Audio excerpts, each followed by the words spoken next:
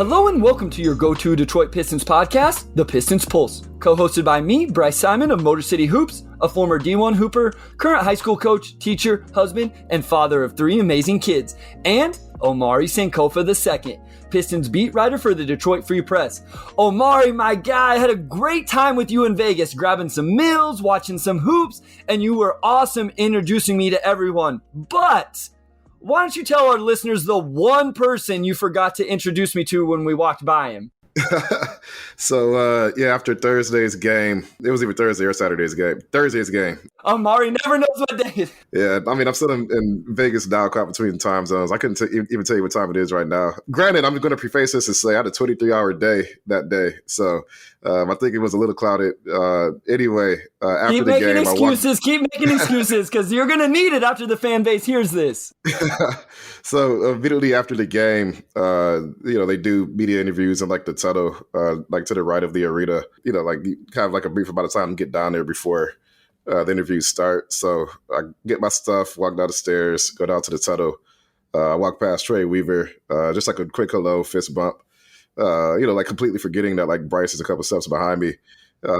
So Bryce, he introduces himself to Troy. He's like, "Hey, like I'm Bryce, yada yada." And Troy looks a little confused, and I hear Bryce. He goes, "I work with Omari at the Detroit Free Press." And then Troy was like, "Oh," and I turn around. I'm like I should have just said, "Hey, this is Bryce Simon, my podcast partner at the Detroit Free Press." I was in such a hurry trying to get to the tunnel. I just wasn't thinking at all. I was like, "Oh, it's Troy, fist bump. Keep it pushing." And afterwards, I was like, "Bryce, I'm so sorry, man. I should have, like, I have been really good about, like telling people like who Bryce was and whatnot." And of course, the general manager of the team, I'm completely whiffed. So Omari truly was all the other media friends he knows, the Pistons PR people, like all sorts of Pistons with people within the organization. But we walk by Troy Weaver and Omari daps him up, and then I stop and I'm like, this is Troy Weaver. I can't like not stop. So I say, I'm Bryce Simon, and I put my hand out, and Troy just looks at me for a half a second. I'm like, I work with Omari at the Free Press. And so, Troy Weaver's a great dude. He shakes my hand. He goes, "I'm Troy Weaver." And I want to be like, "Duh, I know you're Troy Weaver. Like, this is why I'm stopping here." And then I kept walking back, and that stuff's all really cool. We got to go back into the tunnel, and that was probably the coolest part, was being right there for the interviews. So I believe you guys interviewed Jordan Brink, Isaiah Stewart, and Jay Nivey that night. After practice the next day, I got to stand there as you guys asked questions to Jalen Duren and Cade Cunningham. Like, all that stuff is really cool, and it's really interesting to see, like, those guys have just played and now they come right out and have to answer questions. I know we all know that, but when you see it in person, like, it's really interesting to see the behind the scenes of how it all goes down. For sure. And I think Summer League has a little bit more of a haphazard energy to it. Yes. Just because everybody's sharing the same 2 gyms, and it all feels very informal. You have like a small kind of like backdrop where they do the team interviews, and it's no press conferences. It's all scrums, which I think is what makes Summer League fun. It's just like how informal it is, and it's just very loose. Everybody's there. All the general managers, agents, reporters from all outlets and whatnot. So it's great to network, and yeah, it was good to get Bryce down there in the fold. As our day one listeners know, me and Bryce met for the first time last Summer League 2021. When Bryce was still doing the Motor City Hoops pod, and that was like last August, so 11 months ago. And to be able to get him credentialed with the Free Press, and to go to the practices and all the availabilities and whatnot. Definitely a really cool weekend. We're recording this Sunday, so I fly back Monday. 4 or 5 days in Vegas is a lot. Like, Bryce, I know you wanted to be down there a little bit longer, but you didn't miss a whole lot. So yeah, I wanted one more day, right? Like, I could have changed my flight, watched the game on Saturday, and caught another game. But it really, like, the networking is insane. Just to name drop, like, I got to sit there with David Aldridge. Again, day one listeners know me and DA went to the same college, so I've known him for a while. But I got to sit there and watch the first half of the Magic Rockets game in the media section, just me and David Aldridge, just sitting there talking hoops, and then all the people that would come up to talk to him, that he would introduce to me, and I'm just a nobody sitting there, around all these famous media guys, and during the Pistons game, Omari texts me and he goes, "Hey, where you at?" I said, I'm standing down here on the baseline." He goes, "There's a chair up here. You can come sit with me and Sean Windsor from the Free Press." And I said, no, Mari. Like, Damian Lillard's getting interviewed behind me. Mike Schmitz is sitting right next to me. Jeremy Grant's sitting right in front of me. I'm watching the game from the corner of the court. Like, I'm staying down here and I'm soaking this all in. My friends were like, you were such a fanboy. And I'm like, you are absolutely right. I was fanboying the heck out of that opportunity. Oh man, we went down to Pistons practice Friday, and for one, it took us a while to navigate the arena. We walked like a mile. Yeah, because we had to. Well, I don't want to say what the practice area is, but we had to figure it out. But we got to ride the elevator with Birdman. That was kind of fun. That's what I was getting to. Yeah, so Birdman is on the elevator, and I'm just like, who is this like tall, bald, buff white guy with like a tattoo on his head? And then I was like, oh, that's Birdman. What? Like, I haven't seen Birdman in so long. Like, so it's cool being able to see like a lot of the former players as well. It kind of just feels like one long party, like in like a lot of ways, honestly. And like it's not because like as a reporter, you're working nonstop too. But it's just fun, man. It's just fun. Like it's been a blast of a weekend, and of course we're going to get into some Pistons talk and the players and on the floor stuff as well. But just to be able to get Bryce into the fold and to get him introduced and see everybody up close. It was fun. I was living vicariously through Bryce getting the experience in this weekend for sure. One of the best things was you and I got to spend some time together, right? We got to eat lunch, have a meal, and I think that was great for the pod and the success of the pod. So a couple things. First, if you haven't experienced NBA Summer League, guys, you have to go because Omari, it's like so informal what everybody is doing, all the people that are there, but everybody shows up. Like LeBron showed up on Friday night for the Lakers game. So everybody's there and it's just a really cool experience. Secondly, talking about the success of the pod. At the end of last week's pod, we asked you guys to go, give the pod some support, give us some more ratings. Let us get over 100. And you guys absolutely showed out. We're up to 121 ratings on Apple, 109 on Spotify, and wanted to read one of the new reviews from Jai514. Said, super dope show. Now that the Pistons have competent front office direction, I'm super invested and engaged. And this is the perfect show for fans like me for smart, in-depth analysis and perspective. It's not boring, and the two have great conversations and chemistry. So thank you so much. And again, I really felt like Summer League. I don't know how you felt, Omari, but I felt like these last couple of days were really good for you and I to have a chance to interact in person, be around each other, and just build that chemistry even more. It's kind of funny, just, the backdrop behind every pod, Bryce recording from his classroom in the great state of Kansas.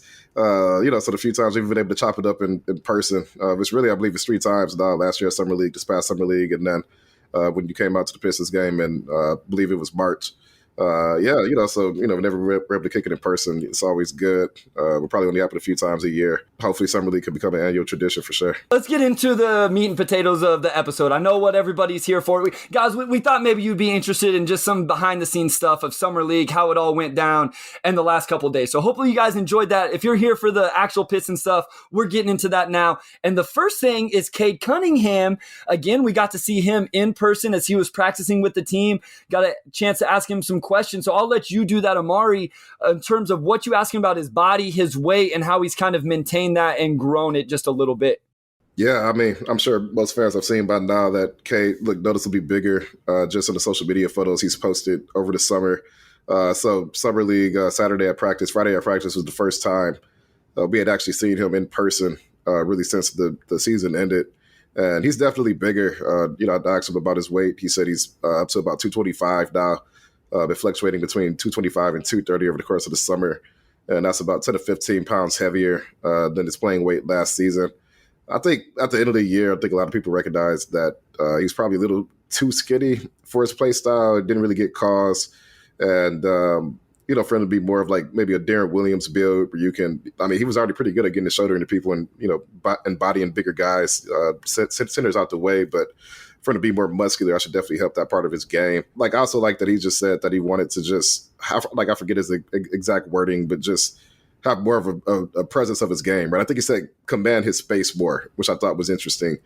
He kind of struggled with turnovers a little bit I thought that was just an interesting way for him to kind of phrase just having like a better command of the ball, better command of the game, can control his space. It was a very Cade Cunningham answer. I thought like he's really good at talking about the game of basketball. And I thought that was just Omari, he's very well spoken, man. Like that was the definitely the thing I noticed. Whenever you listen to interviews, whenever you read the articles, you can see it. But like being there, you can see like the gravitation he has. He was funny. Somebody brought up the peanut butter and jellies, and you could see his face light up. And then he made a joke about like, "Hey, I'm not paying that fine because the in-arena announcer accidentally said his name on somebody's technical." Like he was very engaging, very charismatic, and I agree with him on the weight. Like I've said, I would rather him put on some muscle and some strength with the way he plays than necessarily like quickness or whatever. I think that would benefit his play style even more than, quicker feet or jump higher or whatever you may want in terms of athleticism. Yeah, Cade is almost like a politician the way he speaks. Just very like he just has a presence to him that a lot of players don't have, and you forget that he's 20 years old. Like he doesn't carry himself like somebody who's in college still. He's just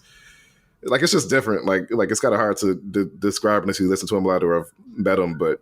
It's just his disposition is different, but for him to put that weight on. I mean, he was so versatile his rookie season that there wasn't a whole lot he really needed to tighten up. I mean, shoot a little bit better, but she also mentioned knock down more threes. He was only at 31% last season, and I thought conditioning wise, he definitely kind of wore down as the season went on. Which I just think being in the league, like a lot of rookies kind of struggle with that aspect of it.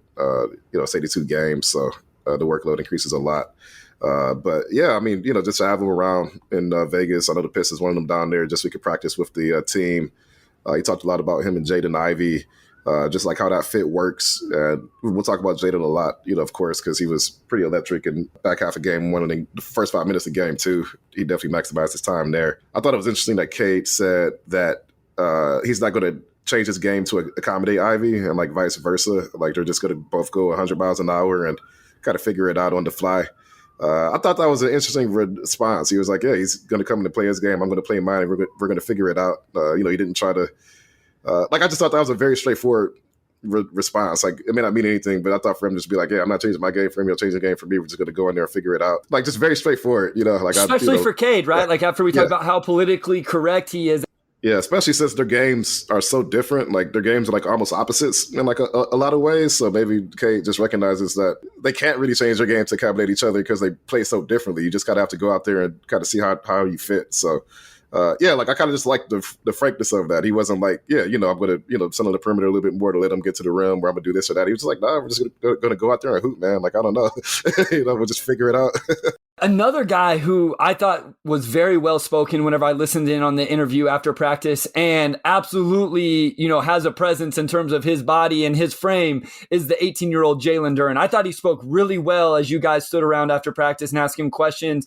And then again, what were your first impressions of him whenever you saw him in person? Because I was like, oh my gosh, this dude is huge. There's no way he's 18 years old. Even Isaiah Stewart said in his interview after the game on Thursday night when he was asked about Jalen Duren, like even Isaiah Stewart was talking about how large of a young man Jalen Duren is. He's just huge. Like it's hard to believe he's 18. Nothing about him says 18 years old. Like he is jacked. He's like 6'11", 250. Just, nothing about him is 18 years old at all. Like it's kind of blows your mind when you see him up close, and just like the physicality he plays with too. Like he doesn't really have a post game or anything, but once he catches the ball down low, like you just realize, like a lot of teams just kind of are resigned to the fact that he's going to dunk it. Like you can't really do anything. I think he was like 4 or 5 from the line too. So if you do hack him, if he can shoot 70% from the line as a rookie, like that would be pretty fantastic, I feel. But he's just a freak, man. Like I hate using that word to describe basketball players, but he's just different, man. Like just his athleticism and the way he's built, like it's just different. He did shoot 63% last year from the free throw line, and the shot doesn't look broken. So I think it's definitely something that can come around for Jalen Duren. And we'll talk more about what we saw him in the games. But before we do that, let's talk about Killian Hayes. He was a very polarizing player over the last few days at Summer League. James Edwards III from The Athletic had the article or the tweet, maybe, I think it was an article, talking about how, this was going to be a big Summer League for Killian Hayes. He was going to be evaluated, by the front office, as everybody is. But we ended up only seeing Killian Hayes for one game. Omari, what did you think about the one game we saw from him, and then the decision for him to essentially shut it down for the rest of these Summer League games? Yeah, I mean, I thought he just looked like Killian during that first game. He didn't really do anything different from last season. He took the step back three and missed it, but he did have a catch and shoot that looked pretty good.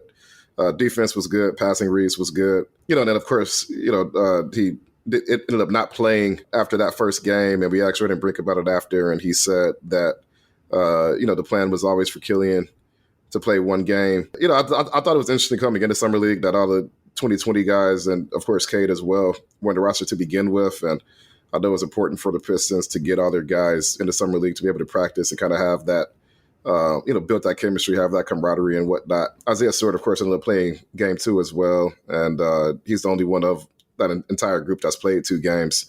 And he's a little bit of a unique case as well because he didn't play last year either because of the ankle injury. I guess the thing with, I'm curious with Killian now, just not being able to see him take more threes. Like I know Summer League, the Pistons used that as an opportunity to experiment.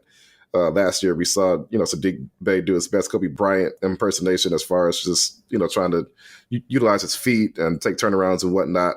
And some of that did carry into the season because he did have a lot more autonomy as far as what he was able to do on offense, the freedom he was given on offense. And we saw him get better at that as the year went on. And now we see Isaiah Stewart, playing the 4, he's taking threes. And, that's likely what we'll be seeing him do next season as well. They've got to mix it in games toward the end of the year, but I think we'll see that. But we didn't see Killian do anything different. And, and then for him to only play one game, for fans, I understand why that's disappointing, because it's year 3 for him. You want to see a leap, 7th overall pick. He's been more of a role player, and it's a genuine question. What else can he give? And nothing he did in that first game was unique or different. He kind of approached the game the exact same way, which you don't want to read into it too hard. It's one game, but if the Pistons had a plan for him to maybe be utilized a little bit differently on offense, like it would have been cool to see him be used as a corner 3-point shooter or just something, right? Why do you think that didn't happen? So I think that's the fan base's biggest question, Omari. Like, why? To me, it doesn't make sense. Like, I'm going to be honest here. Like, found it very interesting that those things didn't happen for Killian Hayes, either more on-ball reps or just the simple go stand in the corner. My biggest thing would have been seeing him score the ball more. And I will say, I know people are going to be mad saying that I'm giving him a pass, but I didn't know that he got a ton of opportunities to do that. And he has to be more aggressive, but I did find all of that dynamic a little bit interesting. And I think especially when you have a guy in Jaden Ivey, who again, like he's different from Cade, but he's also very different from Killian. A lot of his game is predicated on his athleticism. Just the offense is just going to look very different depending on whose hands the ball is in, right? With Ivey, you're going to play a lot more up-tempo. With Killian, it's going to be a lot more kind of slow, methodical, pick the defense apart, swing to the corner or whatever. And I don't feel like we really got a good handle on how those two will look or play together. Of course, there's a lot of behind-the-scenes work that they'll put in as well that fans aren't privy to. And even media, we only catch like the tail end of practice after the main work is done, and it's a lot of drill work. At the end of the day, I'm sure the Pistons only really know, why Killian only played one game when it seemed like he was probably primed to play a few more.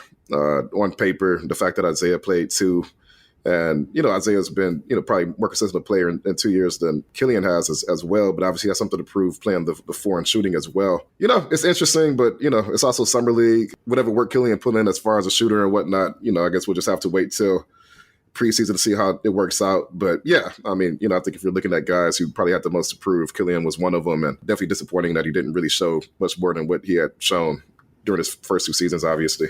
Yeah, and I think that's important to note. He didn't show anymore. He did the things we knew he did well. Defend, pass, all the things you outlined. I think we were all just wanting to see some aspect of scoring. For me, it could have been on the ball with the ball in his hands attacking. It could have been standing in the corner shooting 10 threes a game, whatever it was.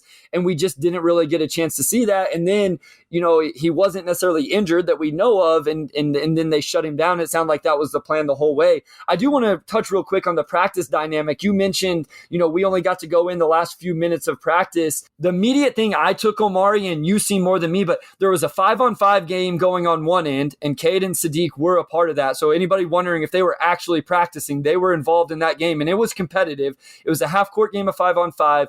There were other guys doing like shooting drills and stuff like that on the other end. And then Killian and Isaiah were actually sitting down looking at film with assistant coaches. I just thought it was really interesting, the dynamic, and I wanted to let the listeners know that, just get a little peek, behind the doors of what a practice looks like, at least at the end. Like you said, we saw maybe 5-10 minutes of practice, and then it was essentially over. And Jordan Brink was running the show, so he's getting the full effect here, with his first time coaching. Yeah, it's been cool to see Jordan in that role as well. I mentioned on last week's pod, just getting to know him a lot more over the last year. They play college hoops. I've seen Jordan Jordan Brink play some pickup games, with the team as well with the other trainers, and he can hoop. Like he can hoop. So I know the guys love him, and it's been cool to see him have some of the spotlight this past weekend. And he's 2-0. So when we get back from this break, we're going to talk about those 2 games, Omari. And I also want to get back into the Isaiah Stewart shooting the ball, Sadiq Bey, and guys working on their game and trying to develop an all-around offensive package.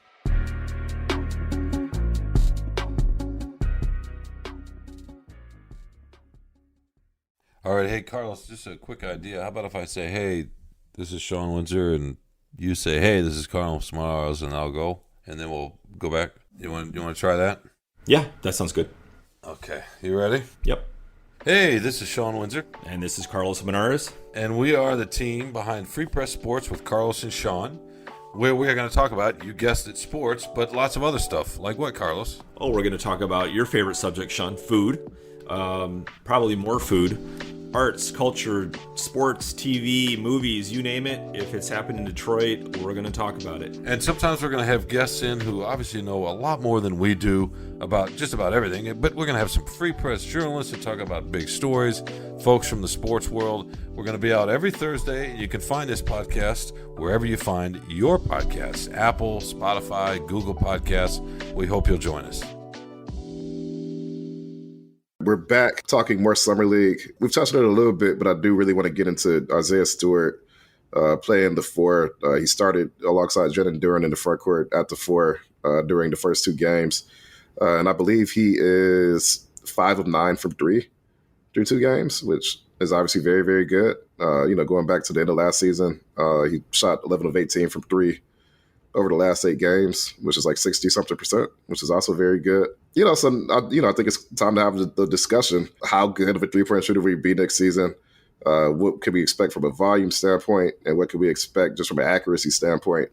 Because the Pistons are very clearly committed to him playing the 4. It's been something that they've messaged, I think, pretty much since he was drafted, that we see him as a guy who'll be able to fulfill a lot of roles in the front court. And really, that could be his best skill on offense eventually. Just being a guy who's not the best roller, he's a little undersized, not the best leaper. But if he could kind of play that Grant Williams role, we saw how key Grant Williams was for Boston in the finals. That's a really useful player. So Isaiah Stewart playing the 4, absolutely one of the biggest storylines. And I like what I've seen from him. It's not going to be a perfect fit with him and Duren or Bagley or whoever else is down there, but I think he's shown enough through 2 games to where it's like, okay, if he's knocking down open threes, teams are cheating off of him. He kind of had the dribble drive where he kind of fumbled the pass he got from Duren in that first game, but he was able to put it on the floor. We shouldn't be able to do that. There's enough game there to where I feel like you could probably play him at the 4, 15 minutes a night and feel okay about it. And I know we talked about this a little bit before we were recording, Omar. I think we're both in agreement, and Wes as well, that it's not necessarily the 4 or the 5 or whatever. It's essentially being able to play him with another big, like Jalen Duren, like Marvin Bagley III, because you can't have 2 non-shooters in today's NBA. Or if you're going to, like you got to be really creative as a coach. Like maybe Duren and Bagley can fit if Jalen Duren can eventually short roll and then throw the lob to Marvin Bagley in the dunker spot. But I think we also would both agree that Isaiah Stewart's not very good in the dunker spot. No, he's not. You just kind of need a size and some vertical pop, for that role to work. And that's just not the type of player he is. It's not a knock on him, but there's just some things you want to see from that center position that he's not going to give you. So I agree. It's less about 4 or 5. It's just more about having complementary skill sets, right? And when you have a guy like Jalen Duren, who projects pretty well as being a pretty traditional, modern rim-running center, in the Robert Williams mode, or Clint Capella, whoever you want to use as an example, it's gonna force Isaiah Stewart to go out and shoot. And I talked to Isaiah about this last season, the season before. We talked to him about it this past weekend. He's aware, he's put a lot of work into that shot. He said he's comfortable taking it. And I really do think next season we're going to see him take those threes a lot more. It won't just be like like last 10 games of the season or whatever. I do think early on is year 3 for him, and he's got the green light of Summer League. I really do think we're going to see this a lot more. And it seems like fans, and this goes back to Saddiq Bey, last summer league, the beginning of last season, kind of have worries about these players trying to expand their all-around game. Last year with Saddiq Bey, he took a lot of heat from the fan base for trying to do this stuff off the bounce and operate in ball screens and attack the basket more. And my thing is like, this is the time to do it, Omari. Like, why not take this time when you're not necessarily trying to win games and have these guys work on their games and expand it? And I feel like that's the fan base's uneasiness with Isaiah Stewart is like, no, just let him be a 5. He doesn't need to be, trying to expand all these things and the pressure of going along with it. And my thing is like, I wish he would have taken more threes. What'd you say? 5 of 9 from 3 in 2 games? Like, I think he should have taken 20 threes in 2 summer league games so far, because we know he can do the other stuff, but shooting those threes, especially at high volume, is the thing that can really take his game to the next level. So I think this is absolutely what Saddiq Bey should have been doing last year, what Isaiah Stewart should be doing right now. And unfortunately, what we didn't see Killian Hayes do. 100%. Yeah, Pistons see. Jordan Brink basically said it up front after that first game on Thursday that the coaching staff uses summer league as a time to experiment. Give guys an opportunity to do stuff that you may not want them doing during the regular season as much. Although last year with Saddiq Bey, he was taking the turnaround threes, and whenever he received the ball, he was just very, very clearly on a mission to create a bucket for himself one way or another. And yeah, you saw people on Twitter who would say, why is Saddiq being so selfish? Like, give the ball up while you're forcing these bad shots. But Saddiq's not a selfish player. We didn't see him do any of that his rookie season, nor did we see him do that in college. That's not his game. He knows his role. He plays winning basketball. It seemed pretty clear that the coaching staff told him to do that. And then during the season, he had the green light to do it again. And it took a few months for him to kind of get comfortable doing it. But you look at his numbers after January, and he averaged something like 17, 6, and 3 or pretty good efficiency. So, yeah, Isaiah Stewart's going through the same thing now. He's taking threes. They're getting him out of his comfort zone. They're saying, we want you to develop these skills because we're making a long-term commitment to you and also to the guy we just took 13th, the 6'11", 250, 18-year-old.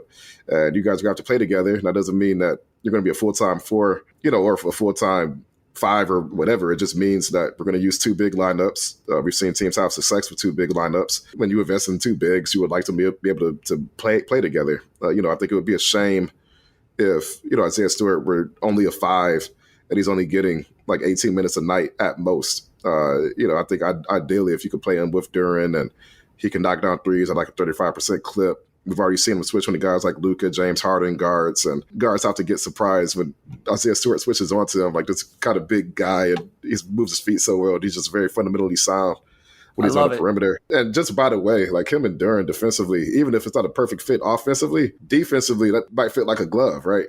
It could be really, really good. Now, yeah. I think you have to be creative with the matchups. Make sure you get, I like the idea you get Stewart guarding the guy that's going to set the ball screen so he can switch, and then you have Duren just like cleaning stuff up around the rim. We've seen some of those block shots from him, but yeah, we talked episode like the Cavs have gone super big, the Minnesota Timberwolves have gone super big, and again, I know the Pistons aren't trying to compete right now, but other teams are going to take the same path to trying to be successful. So in 3-4 years, you're not going to be able to do this stuff with the young guys. You're not going to be like, at that point, you can't say, all right, Isaiah, go expand your offensive game, because you're going to want him only doing the things that he does well at that point. So this is the perfect time to work on these things. And let's transition into the actual game on Thursday night, because you brought up, it was apparent to you last year, Saddiq, go do these things to work on your game. I can't help but wonder, do you think Saban Lee was told the same thing going into game 1?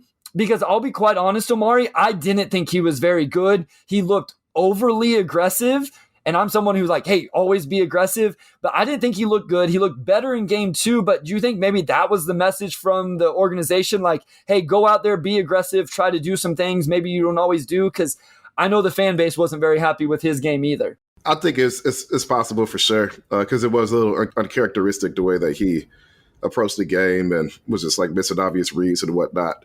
It could be an acknowledgement that Saban probably isn't a point guard. Like we've seen him play the one over his first 2 seasons, and he may not be that type of guy.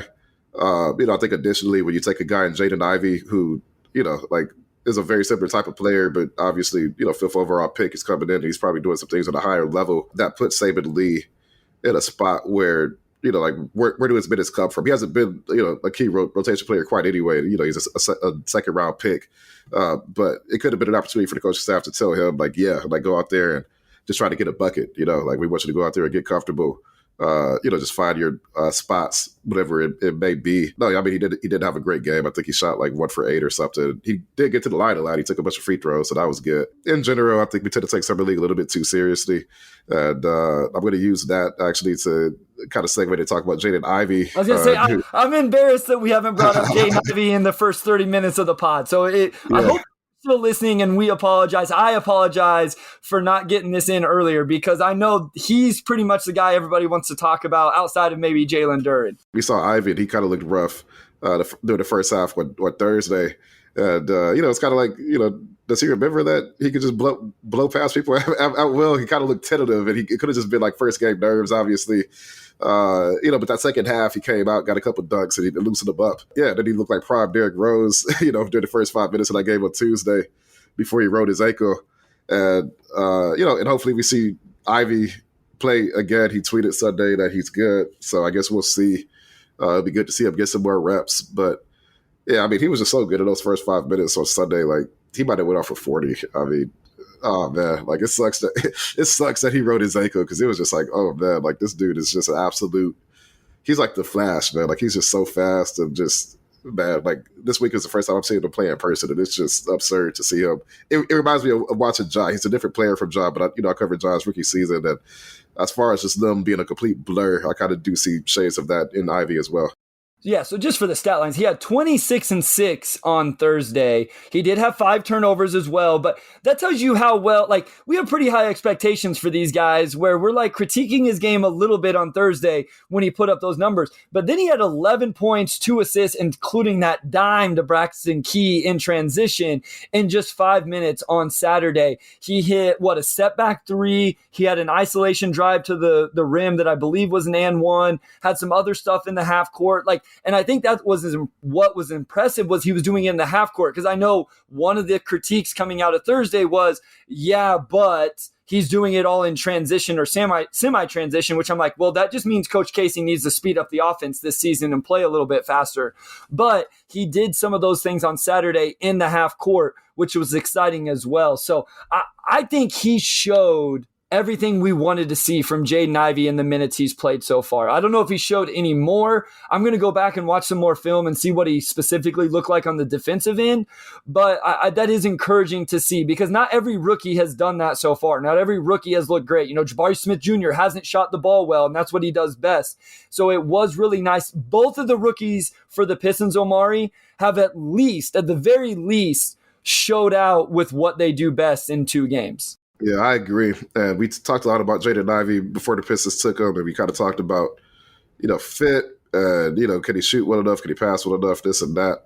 And after the Pistons took him, I really did think he was going to go forward to Sacramento because I just figured they'd take the best player available. Yeah, you watch him a little bit more. And also he's on the Purdue team that's got, just sort of a wonky fit for a guard with the athletic gifts that he has. You watch him, and then it's well, we talk about all this other stuff, but at the end of the day, a guy with that type of first step, a lot of stuff's just going to come easier anyway. So it doesn't matter. So you don't really have to be Chris Paul, as far as the passing vision. You don't have to shoot it like Dame. He's just going to have a much easier time doing a lot of stuff because of that first step. And he's not a bad passer by any means. He's, and he's not a bad shooter.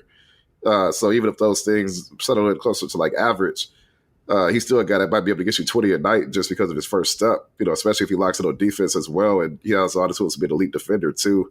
I was really impressed by some of the threes he hit. He hit a really deep 3 during game 1. He's hit a step back. His shot mechanics are not perfect, but, the ball seems to go in. And, between that and then just some of the passing reads he's made, he pushed the pace. He found Braxton Key on that cut for a dunk. He is making some reads that are, true point guard reads. And we didn't see that as much at Purdue. It seemed like he was kind of prone to tunnel vision. He's been good. I mean, we haven't seen a lot of him because he only played 5 minutes Saturday, but I really can't nitpick what he's done too much at all. It seems like it's summer league, but it seems like he's translating pretty well. I almost wonder if he's one of those guys, because the shot form looks wonky, if all of a sudden that, and some of the misses are really bad, they truly are, if that makes it seem like he's not shooting as well as he is. You know what I mean? Like, Kevin Knox is the opposite side of this. I watched Kevin Knox film for a breakdown, and the shooting form looks really good. And even when he misses, it's like, it's a little bit short or a little bit long, or it just rims out. And so it doesn't seem as bad. Like, I wonder if Jay Ivey's going to be the other way, where like the percentages really are going to be decent, but it seems worse because the shot doesn't look super pure and some of the misses are bad. But he shot from deep a lot at Purdue. So I don't think that's going to be an issue at all. And so I think the shooting's going to be fine. And you can facilitate getting him downhill and making easy reads. Go back and watch the very first play of that game on Thursday. It was off ball. They set a pin down for him coming out of the corner.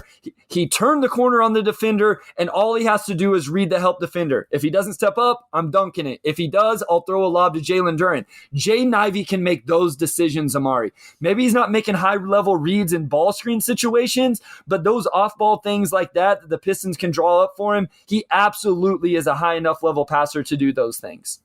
No, he absolutely is. And man, do I wish Cade was playing so we could just watch Cade and Jaden Ivey absolutely just destroy a summer league team for 40 minutes. But, to pair him with Cade, like, that's like the best case scenario for Jaden Ivey as well, because Cade pretty much does everything you would want a guy playing. I mean, well, Cade does everything you want anybody playing next to any point guard would do. But especially for a guy as athletic as Ivey, Cade had a pretty funny answer when we asked him about Ivey after practice. He was like, he's fast. I'm not fast. But that was it. I knew he said something really funny. I mean, this is just going to completely transform the Pistons' offense next season. And then you also mix in Jalen Duren, who is just like, he's just going to feast off of lobs from, all the young ball handlers the Pistons have. And I mean, they're just going to look different. Like, the Pistons have not been super athletic under, the Troy Weaver regime for the last few seasons. They traded for Marvin Bagley because they recognized that they needed some athleticism in the front court. But yeah, they're just so much more athletic. I mean, Ivey and Duren were like absolutely two of the best athletes in the draft. Arguably the two best athletes. I mean, probably were the two best athletes to go in the entire lottery. There may be somebody I'm forgetting, but I think it's Shane Sharp, maybe. But Shane is Sharp, and everything with Shane Sharp is more theory than actuality. He also had the shoulder injury, so we barely even saw him play against the Pistons on Thursday.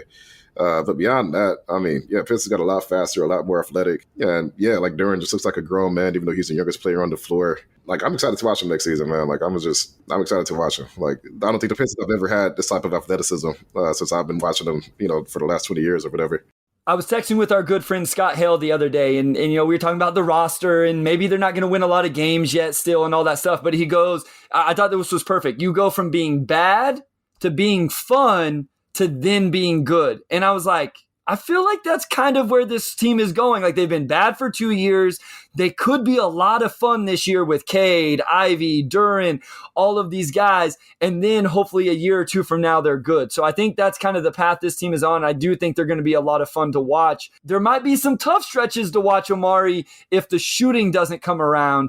So I know that's been a big question on the roster. And a guy I think can solve a lot of those things is actually Isaiah Livers. So what are your thoughts on Isaiah Livers through 2 games in Summer League? Because I've really liked what I've seen. Yeah, I mean, some of the blocks he's had, not just the blocks, but just overall how good he's been defensively, the way he communicates, the way he kind of sees.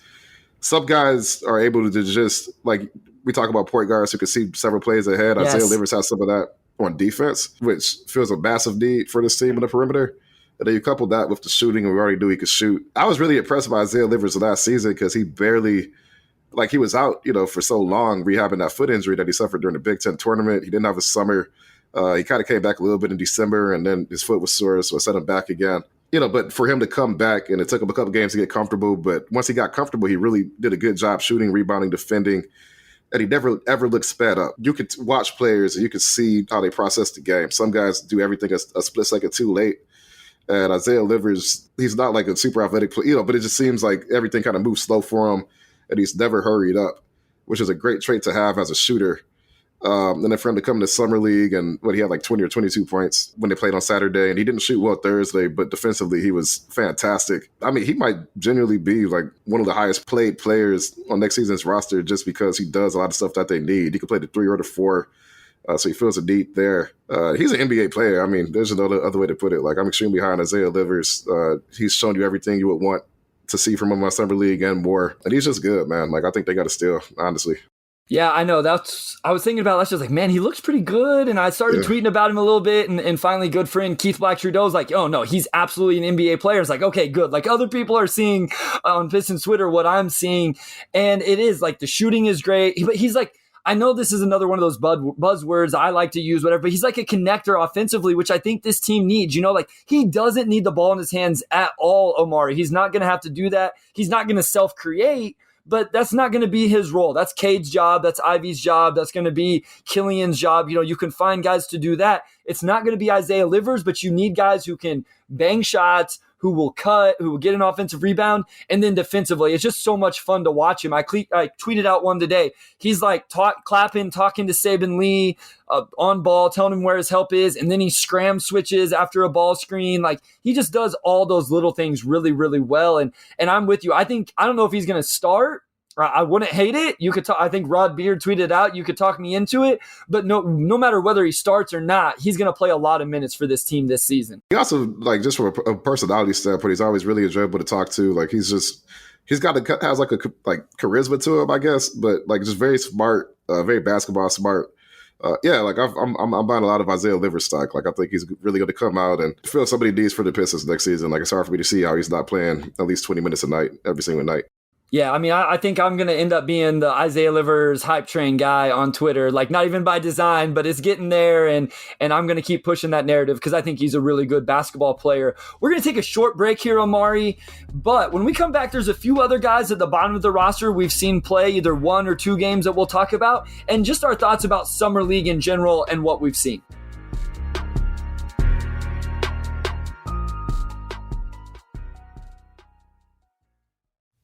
I'm Alyssa Robinson for the Detroit Free Press. When you wake up every morning, what's the first thing you do? Check your email? Me too. And when you sign up for our daily briefing newsletter, you'll get all the latest news sent directly to your inbox so you can wake up and be ready for the day. We also have newsletters about COVID-19 in Michigan, the latest entertainment headlines, as well as Woodward 248, a newsletter specifically for people living and working in Southeast Oakland County. And don't forget about automotive headlines and all the latest news from our Michigan sports teams. We have a newsletter for every personality and preference. Just head to freep.com/newsletters to sign up for any one of these great options and more.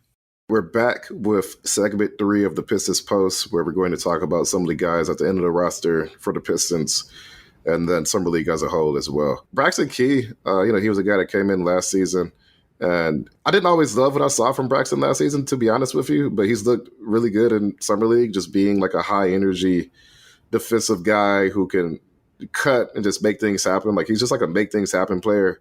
I feel like this has been a pretty good Summer League for him. And again, it's Summer League. It's tough to say how much of this would carry into the season, but I've liked his activity so far, and I think he's done what you want to see from a player with his skill set. Yeah, I was the same way. Like, I wasn't super high on him last season. And then, some of the group chats I'm a part of are like, man, Braxton Key's taking way too much hate on Twitter. And I text Wes about it. And I've rewatched game 1. I've rewatched game 2, especially game 1, because whenever I watch a game in person, like I said, I was fanboying the whole game. So I had to go back and rewatch that. Like, I can see what people like about him. I'm still not sure I'm sold.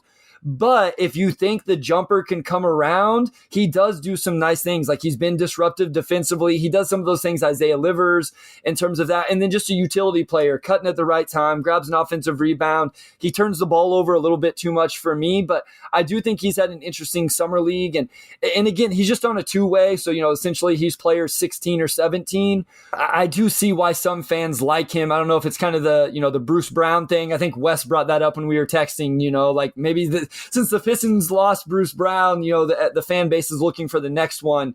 But, I don't mind it as much as I did. The other 2-way guy, Omari, Buddy Boeheim, I don't think has really looked good on the floor through 2 games. No, we haven't seen a lot from Boeheim. And, I figure he'll play pretty significantly the next 2 games as well, especially if they shut down Ivy and maybe some of the other vets, maybe Saban, who had the ankle injury as well. But the thing about Buddy is just his main skill is just hitting threes. And if he's not knocking down threes, he's not giving you a whole lot else. I think teams like ever since Duncan Robinson kind of came out and played his way into an $18 million a year contract just by shooting lights out with the ball, teams are probably a lot more prone to taking chances on, players of that kind of archetype who aren't necessarily plus athletes or don't give you a whole lot else besides shooting, but can really, really shoot. And Boeheim, he was more of a high volume guy than like a high accuracy guy at Syracuse. I think he shot like 36%. But like over 800 attempts. So, there maybe some of the logic there is, put him on like NBA spacing, you have NBA playmaking, setting him up. If he could shoot above average, like not like a blistering hot clip, but above average on that high volume over 4 years, that could definitely translate to the league. But he hasn't been hitting shots yet. So I'll definitely keep an eye on him and see if that shot comes around. It's summer league. I mean, sometimes you're just in a cold spell and it's not that big a deal. Jabari Smith's been struggling. We know Jabari Smith can shoot, obviously, but definitely want to see him knock some shots down for sure. Yeah, and I think the biggest thing for me is like watching him just a little bit defensively. It doesn't look like he's going to be able to hold up at all. So like even if he does shoot it lights out, he has to be able to defend just a little bit. Now, a guy who did shoot it lights out on Saturday was Stanley Amude. And, he was a guy that really scored the ball in college when he was at South Dakota, averaged 21.6 points per game his last year there. Then he transferred to Arkansas. Just a career 35% three-point shooter, but got some minutes in the game on Saturday. Another guy that I'll be interested to watch for going forward if some of these guys at the end of the bench get some more minutes. Yeah, I agree. Like, he knocked down shots. You never really know what to expect from those type of guys who are just the summer league signings. And, the vast majority of them obviously probably aren't going to pan out. But he came in and hit shots, so that's really, all you really want to see from a player like that. I was actually talking to Jeremy Wu, who we had on the pod, I think back in May, draft expert for SI.com, known him for 3 years. I was sitting next to him during Saturday's game, and he was just talking about how much he liked, Stanley as a player. So I'll keep an eye out on him. Like I know fans always ask, like I remember when they drafted Rashida, people were night up for like, what can we expect from him? I'm like, I don't know. Like, I don't know who this guy is. Like I don't know a lot about Stanley, but he hit shots on Saturday and, and we saw with Jamarco Pickett last year that if a guy comes out and really performs well, he could play his way into sticking around. So I'll keep an eye on him for sure, and I'm curious to see if he's able to keep it going over the next handful of games.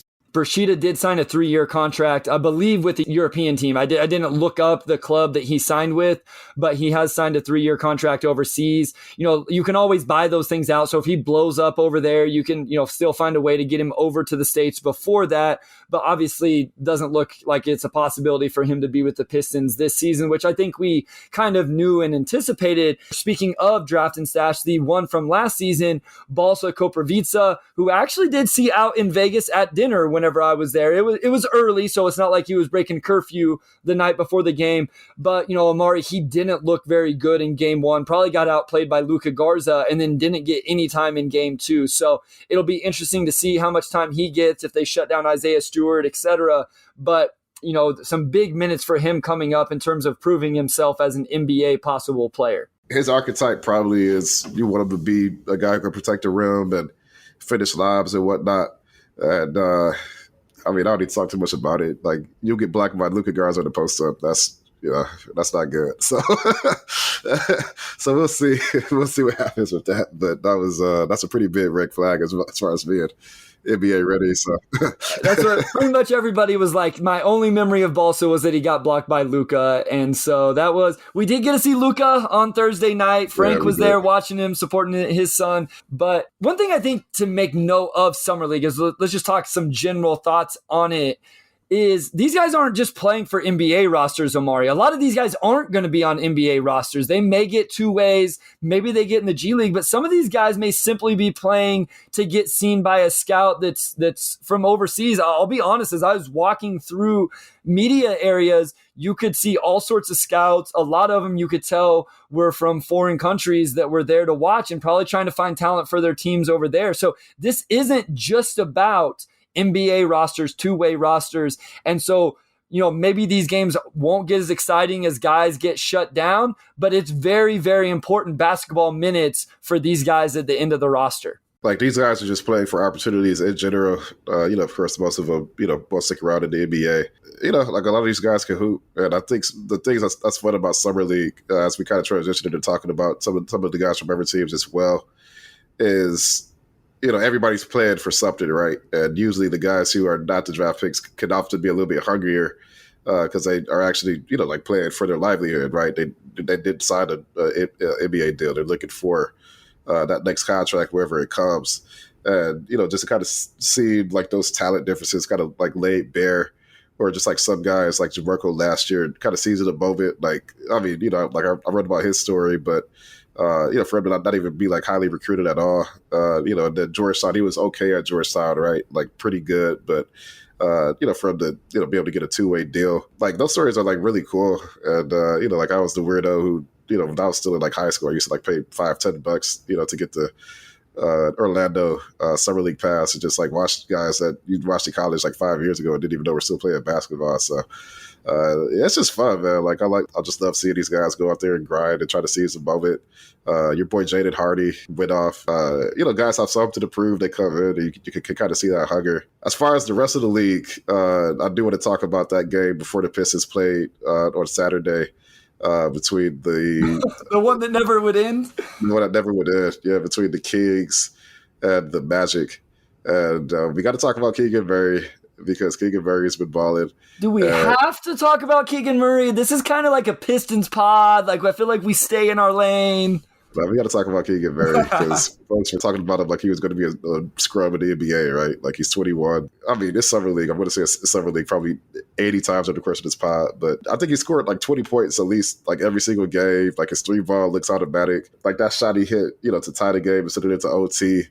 It was just like an absolutely ridiculous shot. Even if Jaden Ivey ends up being a better player, I still think Sacramento will feel pretty good about Keegan just because I think he's definitely going to be an above-average basketball player. Yeah, he had 23 on Sunday right before we started recording this. And I will admit, the one thing he has done that has been higher level than what I thought was some of his movement threes, coming off screens. I think he hit a step back in the game today that was really impressive late in the game. You know what he's hit, Omari? He's hit some like high level clutch buckets. And so we can say it's just summer league, but at the end of the day, this stuff is like on the court with the game on the line. There were a lot of fans in the stands, which adds a whole nother dynamic to this as well. Cox Pavilion, they're stopping people from entering the gym because the stands are full. In Thomas and Mack, like the whole bottom bowl was full almost every single game. So they're playing with big time crowds, and the pressure and the intensity does go up late in games, and he's hit some big shots. So his shot making in that way has been really impressive. Yeah, you could say the same thing about Ben Carroll too. And I mean, we knew he was going to do this coming in. I think I mentioned maybe the episode we did before the draft that I actually understood Ben Carroll, going number one over Jabari Smith, because as good as Jabari Smith is at shooting, a guy who's 6'10" and can handle the ball and just play bully ball, right? But also could like really pass the ball. And he's a lot more mobile than Julius Randle as well. Like I know you got that comparison, but Julius Randle's kind of built like a fullback, and Paolo just has, I think, more of a grace to his game. Paolo's made it look easy too. Like just some of the moves he's had. Like you just put him out there with NBA spacing and just like he's just a hooper, man. Like I'm gonna have a lot of fun playing him next season, and it was fun seeing him and Keegan go at each other. Yeah, I'm really excited for Paolo Banchero, and he's really looked like the player I thought he was going to be. I think that's my biggest takeaway for a lot of these guys, and maybe just selfishly, I watch them play, and I'm trying to judge against what I did for my breakdowns on them. And Paolo coming in, I thought he could be the hub of an offense and create for others and be a good passer. And not just me, everybody said this stuff. So it's not like I saw something nobody else did, but he has definitely shown that through a couple games in Summer League. The other guy, I know we didn't always agree on him. I still had him number 3 on my board, but Chet Holmgren, he came out, had an incredible first game.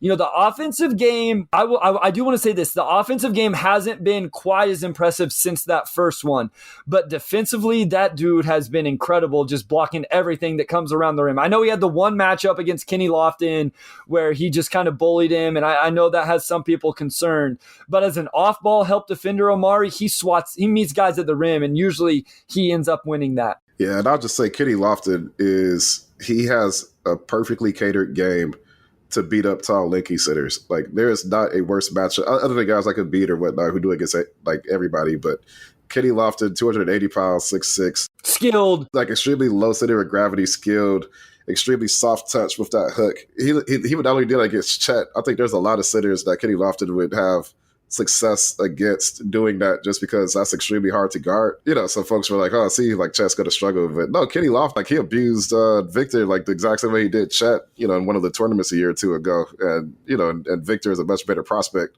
than Chet as well. Taller, weighs more, still got demolished. So, yeah, Kenneth Lofton, he's a fun player to watch. But Chet was good. Like, I thought the way he handled the ball, the way he's able to shoot, he's probably going to play a little bit more guard-like on offense than maybe some people are expecting. And he did get to shut out off at Gonzaga a lot. But I remember watching him in high school, but he went against Imani Bates.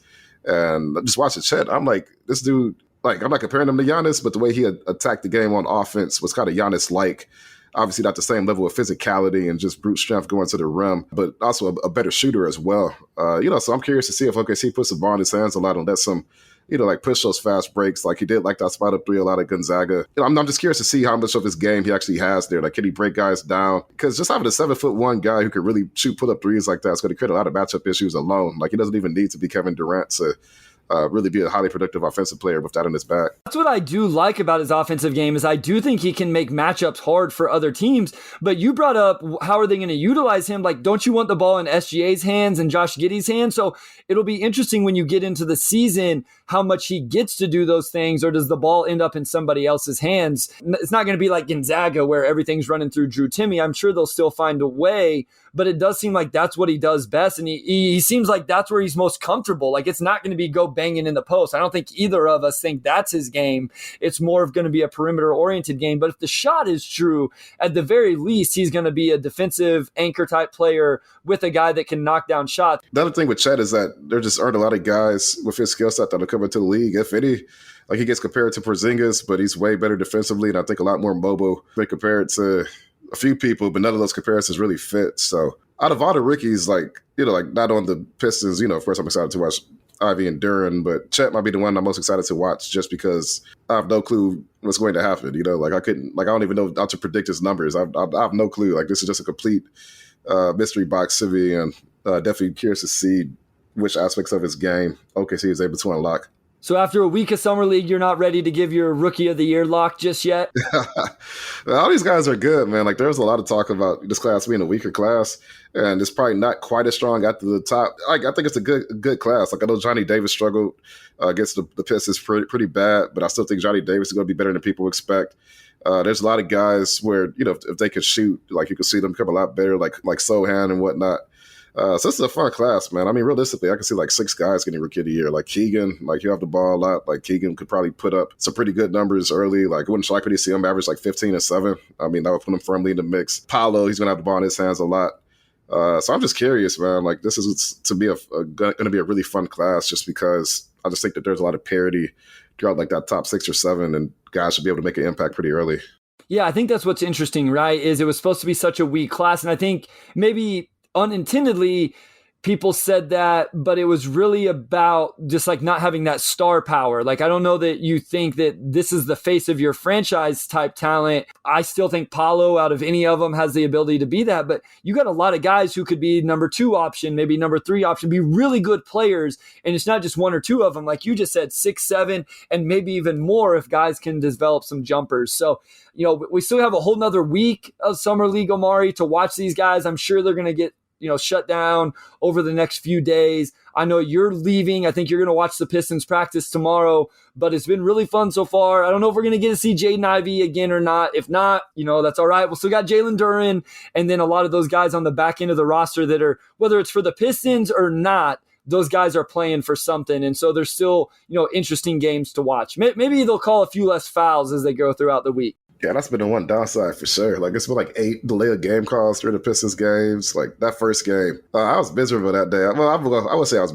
miserable. I was just tired. Like, I woke up at 5:30 Eastern for my flight. The game's like at midnight Eastern. I booked my travel before the game, and it's my fault. I should have changed my flight time once I saw the game's at midnight. But anyway, you wait all day for this midnight game, and then the game just becomes super choppy because they're whistling every foul and they're calling repeated delay of games. It's just like, please, it's Summer League. Like, let's just move it along. And I feel like that's kind of the rhythm for the Pistons games just because they've been so tightly officiated. And I do want to say, so I'm going to defend the referees just a little bit here. One of the refs for the Pistons game grew up in the area that I'm from. I actually coached against him. So I'm going to defend them just a little bit. These guys are trying to make their way into the league as well. And they're getting evaluated on everything they do. So I think that's why you've seen them be sticklers for the delay a game. And I think there was a technical for a second delay a game because like one of the Rockets players didn't have their jersey tucked in because like they're having to ref everything, the letter of the law, because they're getting evaluated by, a superior. And so they're trying to, they don't have the leash to have that leeway and nuance that maybe we see in an NBA game. So let's give him just a little bit of a break. I'll give your buddy a break. It's not his fault. He's good. He's the best ref. The rest, I was like, okay. Like Duran had a dunk and he was like a split second late getting back and they caught a delay a game. I'm like, okay, come on. Like, I don't think they're gonna. If they're grading you that hard, then yeah, that's a problem. But whatever, I'm just being cranky. No, it definitely has ruined the flow of some of the games. Yeah. And I didn't notice even as much until I watched the games online afterwards. And when you can fast forward through all that stuff, I was like, oh, this game wasn't so bad. Well, I watched it in 40 minutes, not the 2.5 hours that it took live. So hopefully that gets a little bit better. Again, the Pistons will play on Tuesday night when you're listening to this at 9 p.m. Eastern versus the Indiana Pacers, on Thursday at 5:30 p.m. Eastern against the Cleveland Cavaliers. And then they will have one more game. I don't know how all that stuff is decided. I know there's, they take the two best records and there's all these tiebreakers. Those teams do play for a championship and there's a ring, but the Pistons will have one more game. I assume we'll know that after the game on Thursday. Shout out to our editor, Kerry Jr. II, our executive producer, Antoinette Delgado, and our other executive producer and my sports editor, Kirkley Crawford. Also, shout out to Wes Davenport, puts our alliance together, keeps us in line. And excited to talk to you all next week after Summer League is over and we stare down the dark abyss of the rest of the offseason until training camp opens at the end of September.